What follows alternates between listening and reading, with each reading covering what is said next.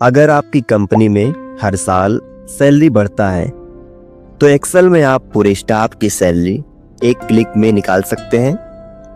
नमस्कार दोस्तों, स्वागत है आपका अपने चैनल एक्सेल बाजार में।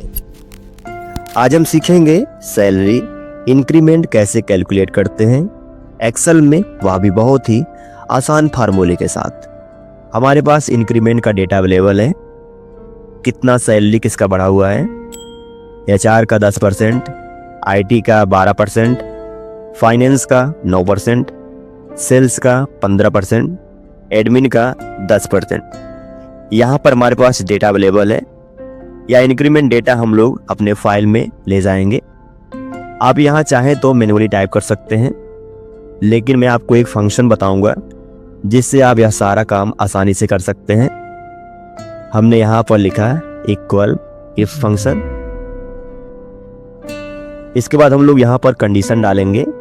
यदि हमारा डिपार्टमेंट के सेल में HR है,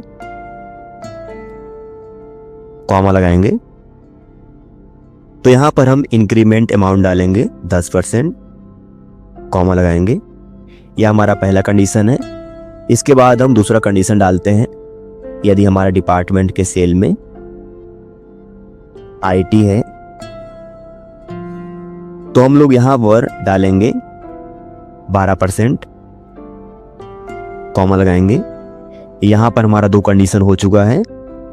इसके बाद हम लोग तीसरा कंडीशन डालेंगे। हमने डिपार्टमेंट का सेल सिलेक्ट किया।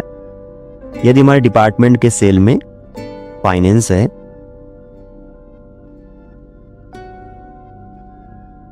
डबल कोड को बंद करेंगे, कॉमा लगाएंगे, तो यहाँ पर हम डालेंगे 9%,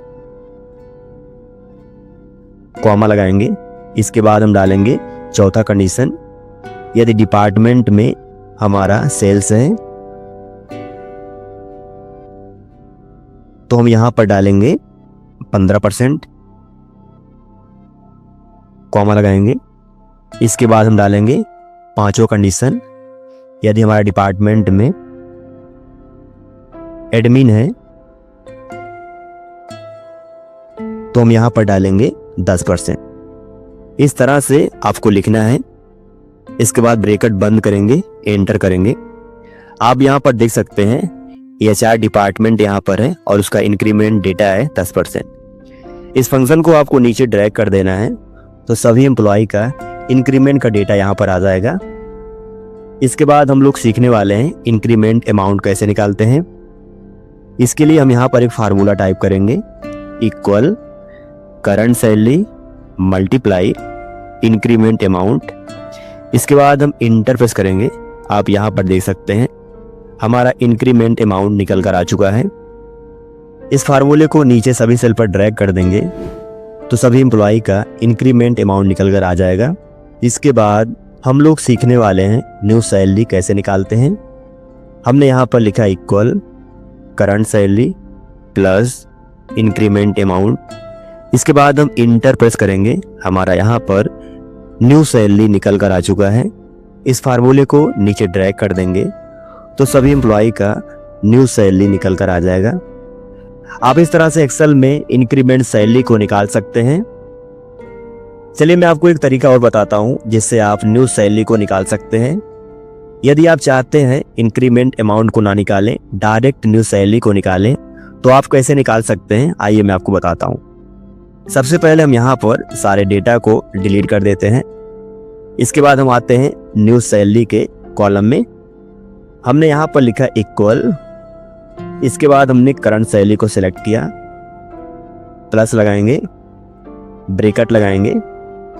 इसके बाद हमने दोबारा करंट सैलरी को सिलेक्ट किया, मल्टीप्लाई करेंगे इंक्रीमेंट से, ब्रैकेट बंद करेंगे। इसके बाद हम इंटर बटन प्रेस करेंगे तो यहाँ पर आप देख सकते हैं हमारा यहाँ पर न्यू सैलरी निकल कर आ चुका है। इसे हम ड्रैग कर देंगे नीचे तो यहाँ पर सभी एम्प्लॉय का न्यू सैलरी निकल कर आ जाएगा। आप इस तरह से डायरेक्ट न्यू सैलरी को निकाल सकते हैं। इसके बाद यदि आप इस कॉलम को डिलीट करना चाहते हैं तो आपको इस कॉलम पर क्लिक करना है। इसके बाद आपको जाना है डिलीट पर। यहाँ से आपको डिलीट सीट कॉलम पर क्लिक करेंगे तो आपका जो कॉलम है वह डिलीट हो जाएगा। हमने आपको 2 तरीका बताया कि एक्सेल में किस तरह से सैलरी इंक्रीमेंट को कैलकुलेट करते हैं। अगर आपको यह वीडियो पसंद आया है तो लाइक करें, अपने दोस्तों के साथ शेयर करें, चैनल को सब्सक्राइब करना ना भूलें। एक्सेल में किसी भी टॉपिक पर कोई डाउट है या फिर किसी टॉपिक पर कोई वीडियो चाहिए तो कमेंट बॉक्स में ज़रूर बताएं।